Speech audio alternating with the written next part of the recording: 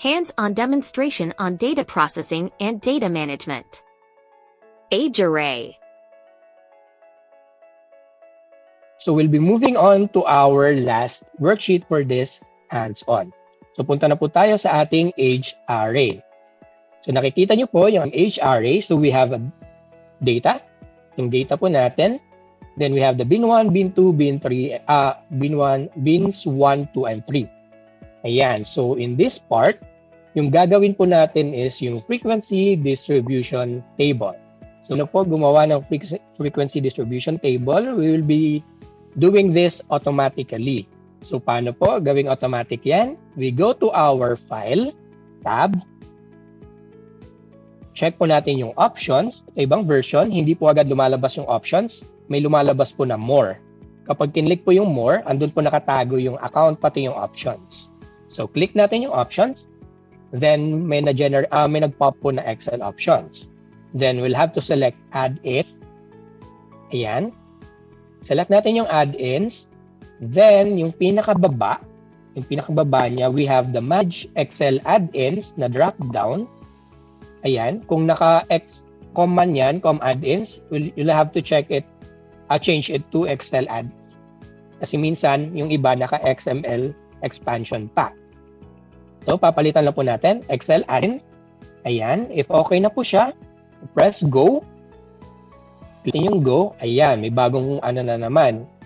Pop-up. So, pop-up na to, we'll have to check yung analysis tool pack. Hindi po yung VBA, analysis tool pack lang po. Okay? If may solver kayo, paki-check na din para isang activator na lang. Press OK. Ayan. So, paano po natin malalan kung may bago na po tayong data analysis tool pack sa ating Excel? We'll click data tab sa rightmost. Highlight natin. Yan. Dapat lalabas na po yung bagong activate na functions ni Excel or add-ins. We have the data analysis or solver kung may in-install po kayo or may inactivate kayong solver. Ayan. For our Mac users, ayun po siya sa tools, then sa add-ins. For now, pupunta na po tayo sa ating frequency distribution table. So, paano po i-generate? Click lang po natin yung ating data analysis. Nasa data tab, we go to our data analysis. So, kahit sa older versions, available po itong data analysis toolpack. Yan po yung kagandahan ni data analysis toolpack. So, now we can proceed na sa ating data sa frequency distribution table. So, to generate, punta po tayo sa ating data tab. Yan, click po natin. Then, data analysis. Once we click data analysis, as you can see, ang daming features ng ating data analysis toolpack. We have COVA, ganyan, correlation, covariance, depende sa need po ninyo. But in our case, for now, yung gagamitin lang po natin is the histogram. Okay po, you can explore this one in your own time na lang, since medyo limited po yung time natin. So for now, histogram po ulit, and then press OK. Ayan, may nag-pop. So yung mga inihingi sa atin is input range. So click po natin yung formula bar. Click natin yung box na nasa right ng ating formula bar. Highlight na po natin yung input. So lahat ng dataset natin. Ayan. Press enter. Ayan. Then for our bin range, ayan. If i-explore po natin tong bins 1, 2, 3, pwede po natin i-check yan. But ang pinakamaganda pong bin range na na-generate po natin is yung 3. Explain po natin mamaya kung bakit 3. So i-highlight lang natin. Ayan, dapat po hindi kasama yung header na bin 3. Dapat yung 29 pababa lang po. Okay, be careful with that one. Then for our output options, pwede po yung new worksheet, pwede new workbook. Pero gusto ko kasi na nakaside siya sa data natin. So I'll click output range. Ito, output range. Ilalagay ko siya, click ko ulit yung formula bar, ilalagay ko siya dito sa tabi. Ayan. Click ako ng M1, then press OK. So once I press OK, ayan, makikita nyo, now we have our frequency distribution table. So gagawin ko ulit yan for bins 1 and 2, mapapansin natin, kung ano yung pinagkaiba ng ating frequency distribution table. So again po, data analysis. Ayan. We click histogram. Same na data po sa ating input range. Yung papalitan ko lang po is yung bin range. So bin range, bin 2 naman to. Bin 2 and output range, yung output niya, ilalagay ko sa baba. Baba nung M1. So dito, okay. M11. Press OK. Histogram bin range cannot be empty. Di ko pala na-highlight. Na-highlight yung buong bin range niya. Okay. Press OK. Ayan. So ito na isang bin range ulit natin. Tapos next is, yung pangatlo naman, check yung bin 1. Same ulit, data analysis. Histogram. Press OK. Ayan. Input range, same lang din, yung buong data na yan. For our bin range, dalawa lang.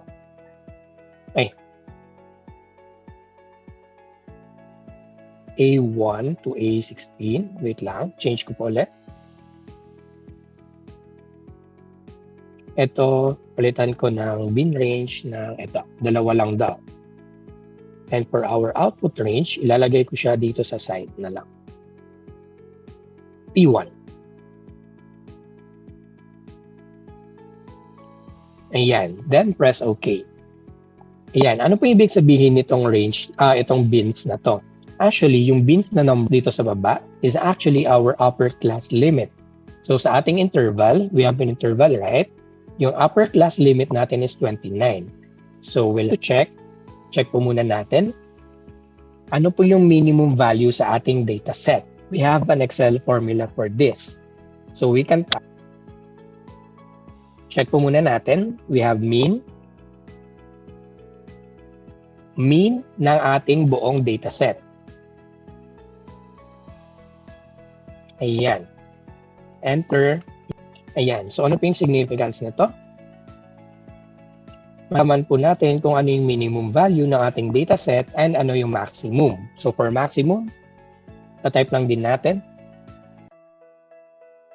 Min, max. So, for our maximum, we type it as, we have a formula as well. So, max.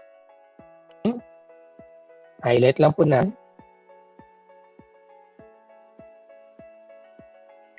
Ayan. So, alam natin na yung value ng ating dataset is 21. And then, yung maximum value ng ating dataset is actually 79. Na sinusupport naman using yung ating table. Kasi yung ating table, naka-arrange na siya actually in increasing order. So, 21 yung pinakamababa. Then, we have 79 as yung largest value.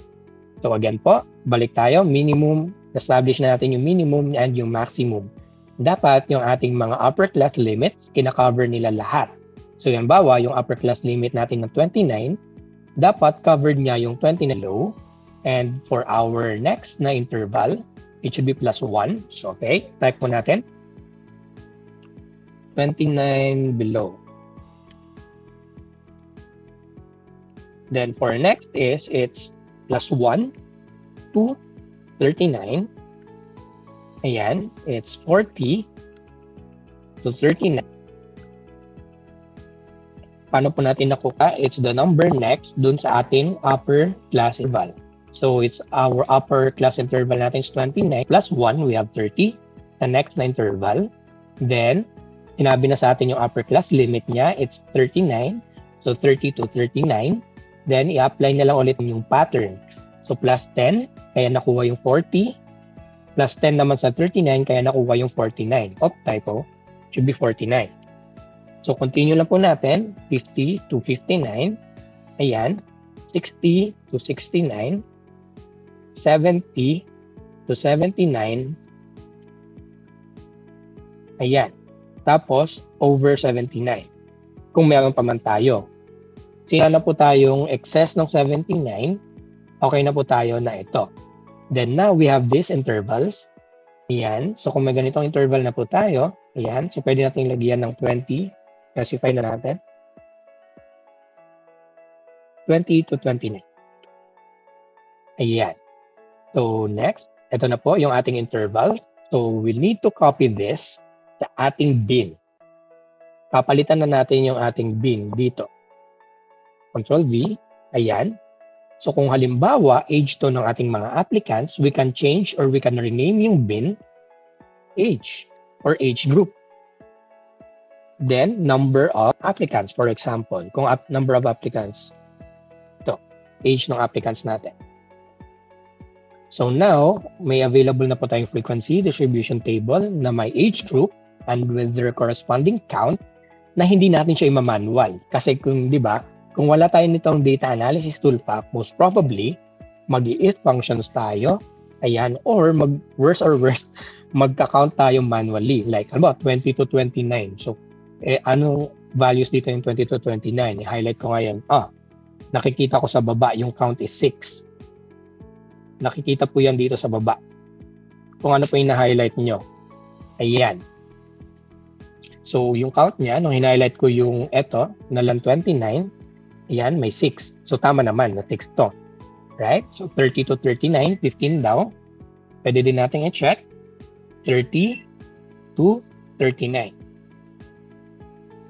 Ayan. So, 15. So, consistent yung ating na-generate na data, frequency distribution table galing sa ating data analysis toolpath. So, next, palitan po natin yung more. Palitan natin siya ng total.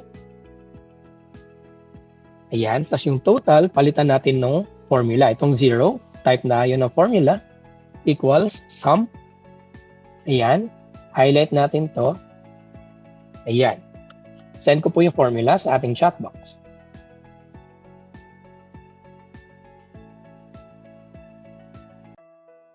Ayan po. Again, if paano po mag-generate ng analysis, ng frequency distribution table, we go to our data analysis toolpath. Escape. Ayan. Data analysis toolpath, we go to histogram. Ayan. Then, we change yung input.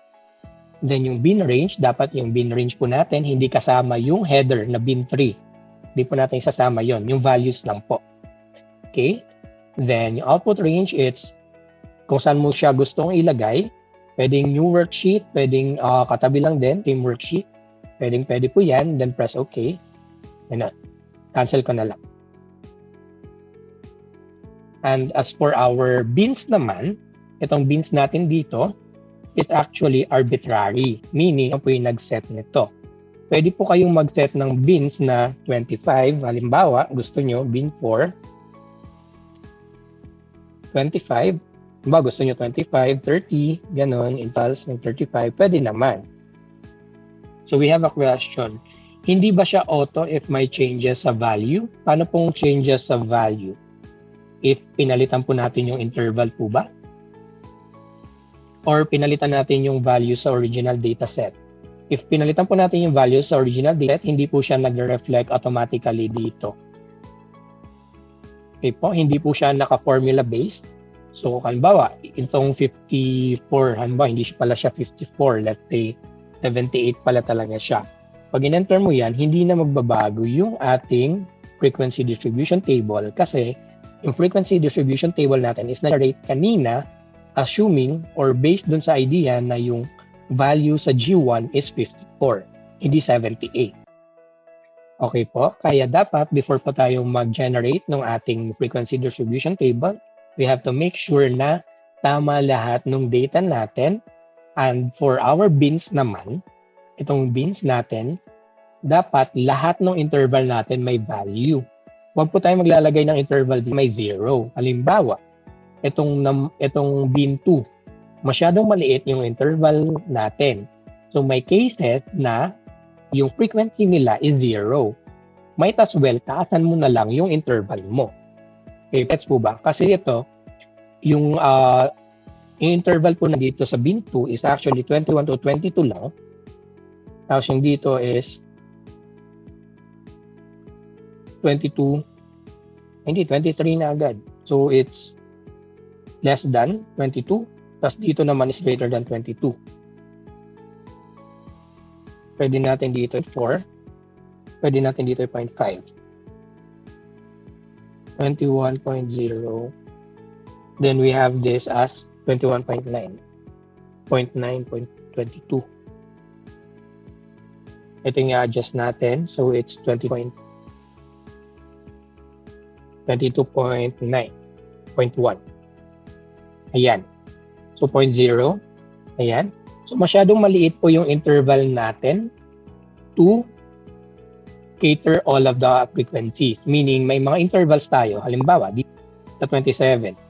So it's 26.1. May mga zeros tayo na blank. So meaning wala tayong value na 26.1 to 27. Okay po? Again po, before tayo ulit, reminder po ulit, before tayo mag-generate ng ating frequency distribution table, we have to make sure na tama lahat ng data natin.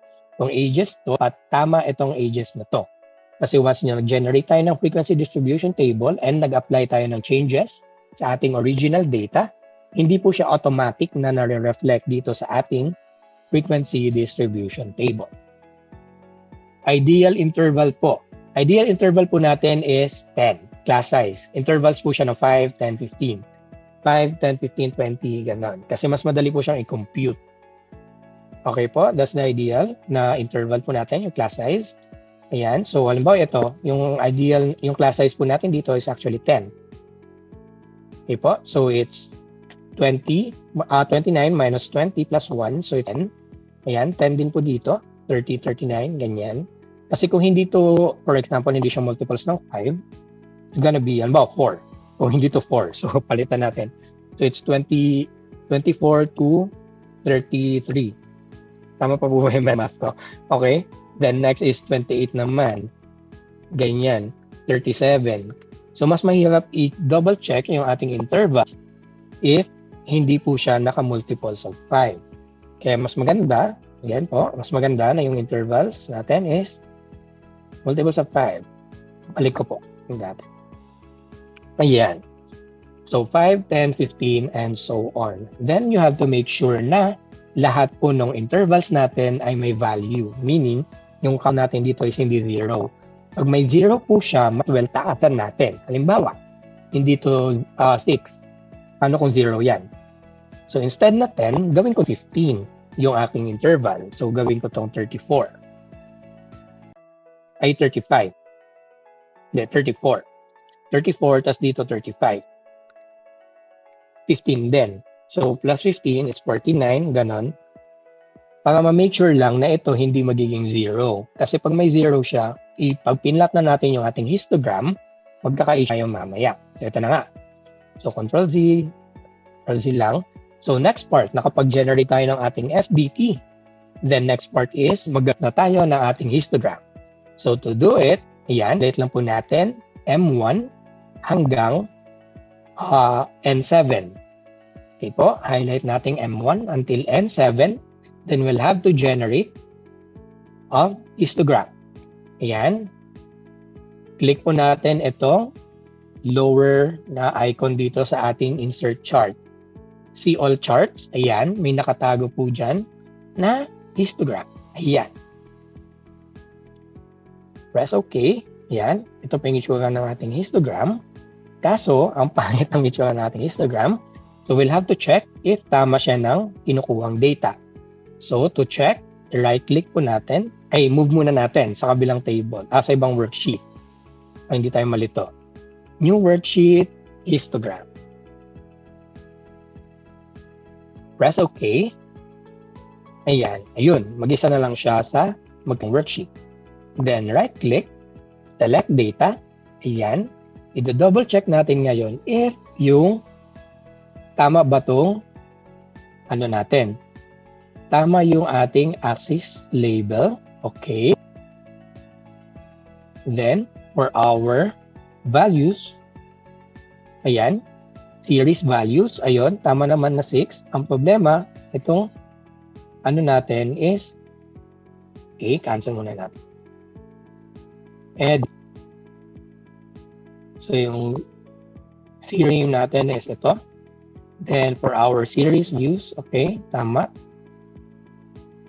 Ito, then okay. Nagulo yung ating data. Wait. Right-click, select data. Then, palitan natin yung ating chart data range ng ito. Okay. Then, we press enter. Edit, tama naman. Okay. Nagiging inter siya kasi, let's check. Ito ay naka-general. Kaya, palitan natin ng text.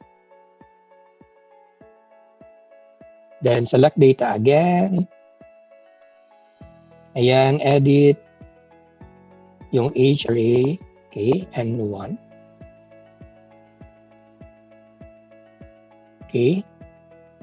Edit.